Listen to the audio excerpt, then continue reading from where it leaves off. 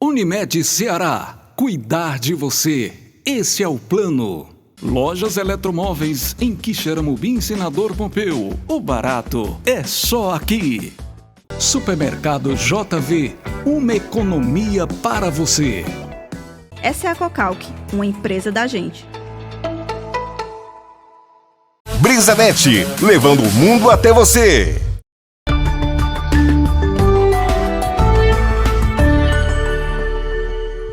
Olha quem está aqui do lado, mais uma vez aqui no nosso estúdio, meu amigo Hugo Lemos. Tudo bem, Hugão? Tudo show, né? Que bom, né? Que podemos voltar, que bom. Assim com um pouco mais de segurança, vacinados, né? E agora tentando aí vencer a Covid aí, de alguma forma, né? Mas tá difícil, pelo que a gente tá vendo aí, a gente tá vendo, as pessoas não estão ajudando muito não, né? Tá um negócio assim meio complicado. O pessoal tá curtindo bastante aí o fim de semana, Hugo. Mas, olha, você que está me ouvindo pela Rádio Canudos FM, pela Rádio Campanhol, muito obrigado pela audiência, pelo YouTube, pelo Facebook, pelas nossas plataformas. Vamos juntos. Hoje o Hugo está de volta aqui no nosso estúdio para a gente fazer a leitura dos números e também vai falar sobre o censo, porque esses dados que foram divulgados na última sexta-feira são dados importantes sobre os municípios, né? A quantidade de pessoas que cada um desses municípios possui. O censo demográfico, né? Por isso a gente está com o censo atrasado de 2020. É preciso fazer o quanto antes, porque o último censo real foi em 2010. O que a gente tem agora são as projeções. E são importantes porque as políticas públicas vão se basear justamente nesses dados. Então, quanto você vai investir no município em educação, em saúde, em saneamento básico, ou seja, o plano gestor de um município depende da sua quantidade de habitantes. E os recursos também. A gente está vendo isso na vacinação. O município que consegue cadastrar mais gente, está vindo mais vacina. Então, são dados importantes e a gente vê aí qual município está crescendo mais, as porcentagens desse crescimento, e alguns decresceram, né? As pessoas perguntam, é possível decrescer? Sim, é possível, devido a alguns fatores. Hoje não tanto como o êxodo rural, mas muitas vezes a situação econômica do município não favorece muito para que ele possa, a sua população crescer. E um dado importante, gente, o IBGE deixou bem claro nessa divulgação na última sexta-feira que a questão da mortalidade da pandemia de Covid-19 não foi possível estatisticamente estabelecer se houve modificação na quantidade de pessoas e nos municípios, o impacto, né, das vítimas da pandemia nessa amostragem que o IBGE fez. Isso, até porque a previsão, na verdade, não saiu o censo, gente. Não houve contagem. O que é o censo? Que até de 10 em 10 anos a gente recebe uma pessoa na nossa casa que faz um monte de perguntinhas, pergunta uma coisa, várias coisas. Renda, quantas pessoas moram na casa. É a contagem das pessoas e, a partir dessa contagem, os dados sociais, econômicos das pessoas para traçar um perfil da nossa sociedade. Isso, gente, acontece há muitos e muitos anos. Por exemplo... Por que isso é importante, Hugo? É importante porque a partir do que a gente tem, digamos assim, os dados da nossa sociedade vão apontar para onde os recursos públicos devem ser destinados. Então, por exemplo, é por isso que nós sabemos que apenas 5 a 6% da população brasileira tem saneamento básico. Né? A maioria não tem, então é preciso então investir em saneamento básico. Esses dados, isso é um exemplo. E assim vai, na educação, porque eles perguntam tudo, a sua série, se estudou até quanto, se ainda é estudante, se não é, vai ver quantos analfabetos tem, então vai definir políticas públicas para o analfabetismo, para combater o analfabetismo. Enfim, todos os aspectos sociais e econômicos de uma sociedade são postos no censo demográfico. E é o censo que direciona o plano, vamos dizer assim, o plano governamental, é para ser assim, né, do Estado, da União, do Estado e do município. Então é super importante. E para você ver, São José e Maria, né, vamos aqui, não até o fato histórico, não a religião. São José e Maria estava grávida, ele saiu da sua terra e saiu da Galiléia, foi para Nazaré, porque naquela época o Império Romano estava fazendo o censo demográfico. E em vez do pesquisador ir até ele tinha que voltar. Então você vê que o censo é algo milenar. E é algo que nunca vai acabar, porque é preciso traçar esses perfis para poder direcionar o que é que nós vamos fazer com a nossa sociedade. E também saber como é que a sociedade está. Melhorou, piorou, quais aspectos melhoraram, enfim. é de suma importância. E devido à pandemia, a gente está com ele atrasado. E por isso que os dados da pandemia não estão. Por quê? Porque o censo, essa previsão é feita pelos 2 últimos censos demográficos, ou seja, de 2010 e 2000. Pega o censo de 2000 e 2010 e vê qual a taxa de crescimento nesses 2 anos. E aí replica isso aos números ano a ano, que aí você vai ter a taxa de crescimento anual. Por isso chama-se uma previsão. A gente vai ter o certo mesmo quando, talvez agora só no próximo ano, por causa do atraso, o IBGE realizar o censo demográfico e assim nós vamos ter os números reais, né? Mas por enquanto só na previsão. Exatamente. Gente, só para a gente fechar e começar a falar sobre os dados da pandemia, eu lembro de censo porque eu lembro quando o de 2010 foi feito, eu era bem mais jovem que hoje.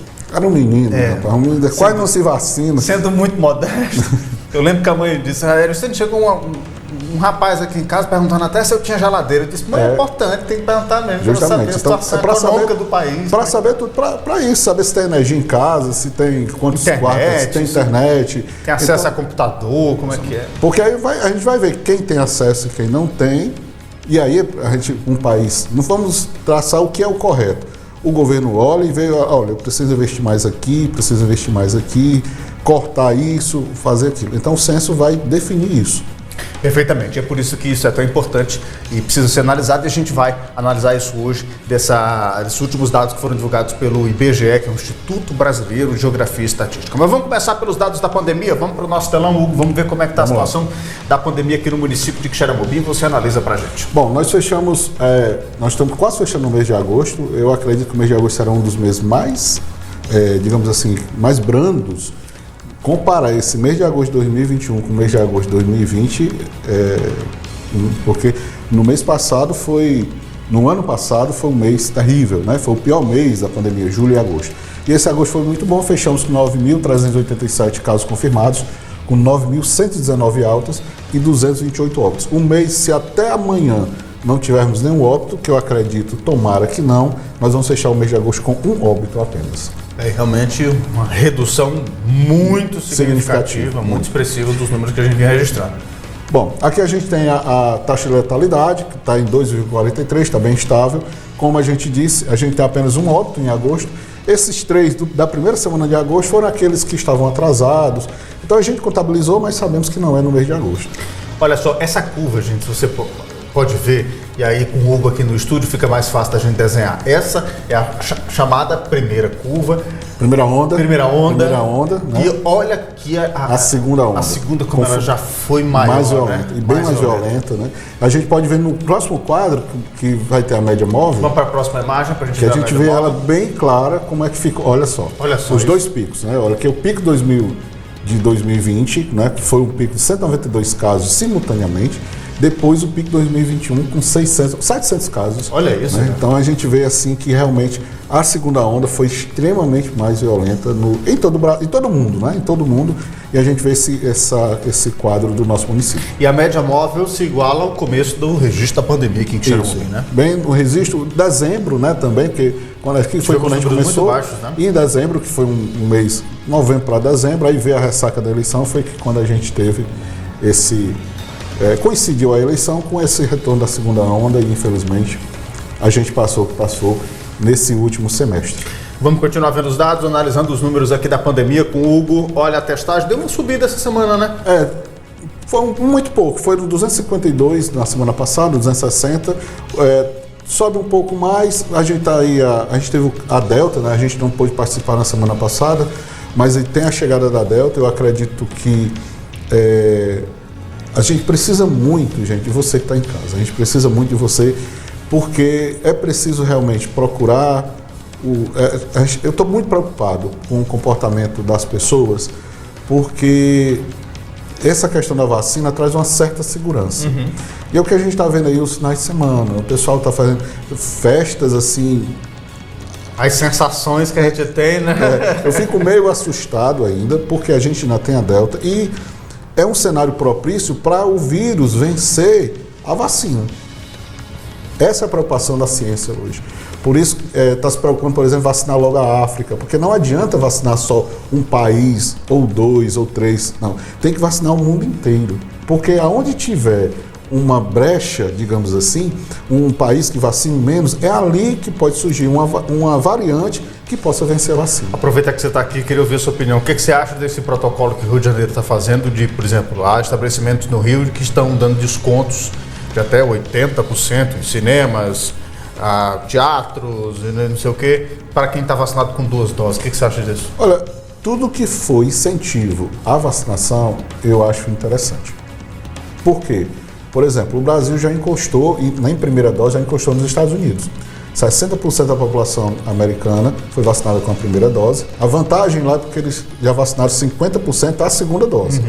Mas em termos da primeira dose a gente já encostou. Por quê? Porque o próprio povo americano tem muitos que não estão querendo se vacinar. Né? A gente sabe que existe, eu não queria usar essa palavra, mas um negacionismo muito grande, porque a gente está tentando aqui analisar os fatos. Então há pessoas que não acreditam, há pessoas que dizem que ainda não acreditam, que não vão se vacinar. E assim, são muitas, né? A gente vê pelos próprios americanos não se vacinando. Então assim, se a gente se vacinar logo, tudo isso não vai precisar fazer nenhuma coisa. Como os americanos estão ganhando $200 para se vacinar, cada americano que se vacinar agora ganha $200 e outras séries de vantagens. Sobral está sorteando uma moto, rapaz. Para ver para isso. Então, assim, o que for feito, ao meu ver, eu acho que para vacinar e para valorizar quem se vacinou. Sim. Para valorizar quem acreditou que estava ali, quem esperou muito tempo para só sair de casa quando estivesse vacinado. Então, mostrar que a vacina é o caminho. Eu costumo muito dizer que existem 2 coisas que nos norteiam: a ética e a moral. A ética é quando a gente faz o que a gente quer. A gente quer fazer, eu vou vacinar porque eu quero ficar bem, quero proteger a mim e os meus. Quando a ética não funciona, vem a moral. A gente não diz, chama ali o diretor da escola para botar moral aqui. Que a moral ela vem corrigindo, ela tem que corrigir, ela tem que punir. Então, quando a ética não funciona, a moral tem que entrar em campo.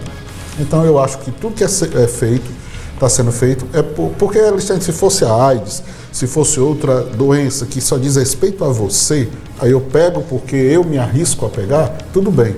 Mas uma pandemia em que muitos estão sofrendo, não tem essa de dizer, eu não quero, porque se você não quiser, você está pondo em risco a sua comunidade. A Covid ela começou com um caso, e basta um caso que vença a vacina para começar tudo de novo. É verdade. E aí a gente tem a testagem em Quixeramobim e 80% dos testes foram descartados. Pois é, a gente tem aqui 11 ainda aguardando. O fato é que a gente tem a positividade ainda em 9%, isso é bom, né? Dos testes que saem 9% são sendo positivos, ou seja, está dando 90% de negativo, então está aguardando. Então isso é muito bom ainda.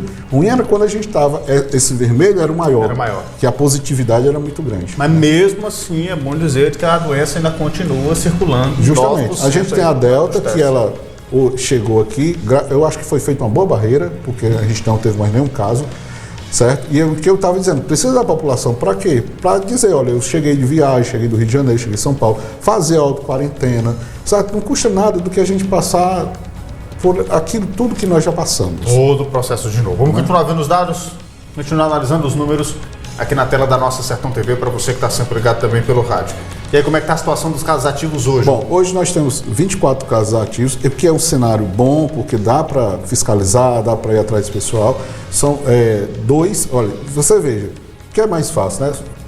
Fiscalizar 600, ou acompanhar, digamos assim, 664 pessoas, que foi o pico. Eram 660 pessoas doentes em Quixeramobim, levando a doença, né, potencializando a doença. Hoje são 24, com 2 hospitalizados e, por Deus, nenhum na UTI. Vamos continuar vendo aí o detalhamento dos casos ativos aqui na tela da Sertão TV. Os casos hospitalizados estão onde, Hugo? Os hospitalizados estão na Edmilson Corrêa, são 2 casos, tem uma alta de 100%, como eu sempre explico. Toda vida que o número é pequeno, por exemplo, tinha um a mais, dá 100%. Então, sempre que os números são pequenos, as taxas levam a crescer. Não é para assustar, mas é para alertar. Perfeitamente. Seguindo, bom, por bairros, como é que está a distribuição? A zona urbana hoje está em estabilidade. Nós temos 4 casos no José Aurélio Câmara, 3 casos no centro, 3 no Monteiro de Moraes, 2 na Maravilha e 1 do Caxias, Conjunto Esperança e Jane Lopes. Qualquer outro bairro não tem registro no momento. Uma leve estabilidade de 6%. Vamos para a zona rural, vamos saber como é que está na zona rural? Bom, a zona rural, ela deu uma alta boa, porque ela tinha, se eu não me engano, na semana passada, 4 casos, foram para 7, então a alta de 75%. Aí tem que ter cuidado, porque nessas aglomerações, na zona rural, bolões de vaquejada, festa que nós estamos vendo, e geralmente, a gente volta a dizer, na zona rural o pessoal tende a, não, é besteira. Ser mais frouxo do que na cidade. Ser mais frouxo que na cidade. Não tem tanta fiscalização, muitas vezes o braço das fiscalizações, da polícia, de outros órgãos, acaba não chegando, e aí tende a ser mais frouxo, aí é onde mora o perigo. Né? Então, a Manituba tem 2 casos, o Encantado tem 2 casos, com o caso Uruquê, Berilândia e Cangati. Nenhum outro distrito hoje tem registro de Covid-19. Perfeitamente. Vamos seguindo? Bom, a gente chega no Sertão Central. Essa segurança é o que a gente está dizendo. Estamos numa dificuldade grande para coletar dados. Gigante, gigante. Tem município aqui que só atualizou até quinta-feira, tem município que até sexta, enfim. Mas a gente conseguiu fazer alguma coisa essa semana, mais ou menos isso. Então a gente tem a letalidade no Sertão Central. Essa semana tiveram 4 óbitos em Canidé, 1 em Quixadá e 3 na Boa Viagem. Então é um número, para os números que nós estamos vivendo, Canidé e Boa Viagem tiveram um número extremamente significativos. Né? São 4 no município, 3 no outro. Bom, no total nós vamos ter, pessoal que está na rádio, eu vou dizer agora os números totais, eu disse agora quantos faleceram, tiveram óbitos essa semana. Totais, Quixaramubim com 228, Canidé com 209, Quixadá com 199, Boa Viagem com 116, Pedra Branca 64, Senador Pompeu 62, Caridade 54, Itatira 41, Solonó 39, Madalena 36, Milhã 30, Ibicuitinga 28, Ibaretama 23, Banabuiú 21, Choró 20, Paramoti 18. Essa é a situação dos óbitos na região do Sertão Central e a letalidade. Vamos lá? Seguido os números. Bom, e o aumento de casos da última semana? Nessa semana nós tivemos Quixadá com o maior número de casos, 29, seguido de Canidé, seguido de Canidé com 27, Quixarumbim com 23, Ibicuitinga 17, é um número alto para um município pequeno, Boa Viagem 13, Itatira 9, Madalena Solonópolis com 5, Pedra Branca com 4, Senador Pompeu 2, Banabuiú 2, 1, Ibaretama e Caridade, e não apresentaram casos, Milhã, Choró e Paramoti. Paramoti já está com 1 mês sem registrar nenhum caso. Sem nenhum registro. Vamos lá, seguindo. E o mapinha, como é que vai? Quem sobe, quem desce? Bom, então o nosso mapa está da seguinte forma. Quem está em alta hoje, Ibicuitinga, Banabuiú, qual isso? Banabuiú tinha um caso com já dá 100% de alta, mas é alta, né? Tendência de alta. Senador Pompeu, com 4 casos, e Caridade, com 3. Caridade estava zerado, apareceu com 3 casos hoje. Em estabilidade, nós temos Solonópolis, Quixaramubim, Quixadá, Choró, segunda semana que Choró não tem casos, Madalena e Canidé. Canidé, depois de 2 meses, é que baixa das casas de 90 casos, sabe? Tinha muito tempo que Canidé estava entre 90 e 100 casos. Em baixa, nós temos Milhã, Ibaretama, Itatira e Boa Viagem.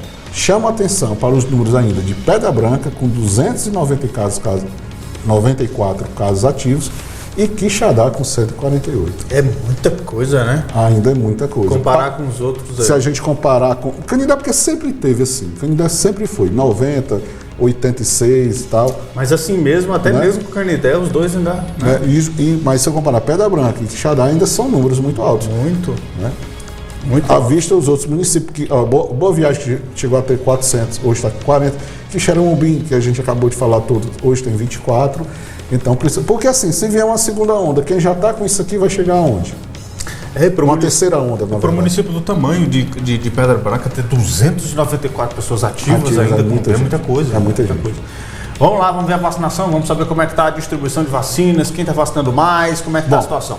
Se você ver comparar os mapas, você pode dizer, como é que pode vacinar mais gente e diminuir a porcentagem? É porque nós já atualizamos a porcentagem com as novas populações divulgadas, né? Então, com o número de habitantes divulgados, a gente acabou já atualizando, certo? E nós tivemos boa surpresa, porque Boa Viagem e Canidé passaram a integrar esses 5 municípios que mais vacinam. O Canidé está numa vacinação muito boa. O candidato está com 62% de primeira dose e 29,7% de segunda dose. Daqui a pouco a gente vai, inclusive, informar de que Canindé já entrou nos adolescentes, já está vacinando ali abaixo da casa dos 18. E isso, gente, não é só governo e prefeitura, não. É você que está em casa que não fez seu cadastro ainda. Você que tem gente para se cadastrar. Porque quanto mais cadastro tiver, mais o município vai ter. Se o município tiver... uma coisa é o município ter vacina e não vacinar. Outra coisa é o município deixar de vacinar porque está deixando de receber. E aí todo mundo tem que fazer a sua parte. É tão simples hoje, você pega qualquer celular, qualquer computador, e faz o seu cadastro. Faz o seu cadastro. Então, tem que cuidar disso aí. Vamos lá. Então nós temos os 5 primeiros. O primeiro município, Boa Viagem, assumiu a ponteira, teve muito tempo Milhã. Então, Boa Viagem com 31,7%. Boa Viagem é o município que mais vacina. Na segunda dose. Sempre a gente está falando população, ou dose única, população imunizada completa, né? Então, Boa Viagem, 31,07%. Então, 31,07% da população de Boa Viagem está vacinada com 2 doses. Com 2 doses ou dose única. Primeiro lugar. Primeiro lugar. Depois, Milhã, com 30,72%. Seguido de Senador Pompeu, com 30,32%. Então, os 3 que estão aí à frente estão na casa dos 30%, né? 30%. Dos 30%. 30%. Aí, seguido, vem Canindé, com 29,7%. Canindé, cadê Canindé? Está aqui. 29,7%, mas quase na beira dos 30%. Na beira dos 30%. E seguido, Quixeramobim, com 27,97%. 28%, né? Arredondando. Praticamente 28%. Então, também beirando a casa dos 30%. Né? Então, assim, são os municípios que mais vacinam. E aqui é uma corrida boa. Aqui é uma corrida boa. Vamos lá, quem menos vacina, Hugo? Hoje, quem tem menos Caridade com 13%. É um número que está estável em Caridade. E eu falo, quem de Caridade estiver assistindo, das duas uma. Se tiver... Porque pode, às vezes, alguém assistir e dizer assim, não, está errado e tudo e tal. Então, corrija sua fonte lá no vacinômetro do governo do estado. Nós estamos tirando os números oficiais. Vamos dar uma geral aqui, Hugo. Vamos lá. Depois, vamos aqui. Banabuiú está com 22,16% da população vacinada. Caridade com 13,01%. Choró com 19%. Razoável. Ibaretama com 22%. Por isso que eles são mais brancos. A gente deixa mais brancos, são aqueles que ainda não, né?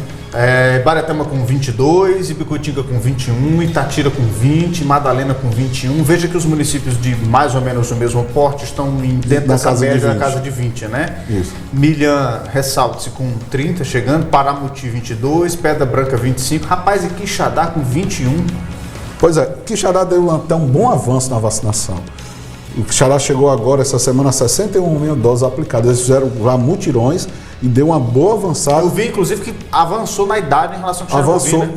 Agora está avançando, mas os números estão sendo tirados, e eu, como eu sempre digo, confiro nas fontes municipais e no vacinômetro, e fazendo o comparativo, Quixadá chega a 48%, ainda não chegou a 50%, mas está chegando. Se ele manter esse ritmo agora acelerado, Quixadá vai configurar entre os 5 primeiros já.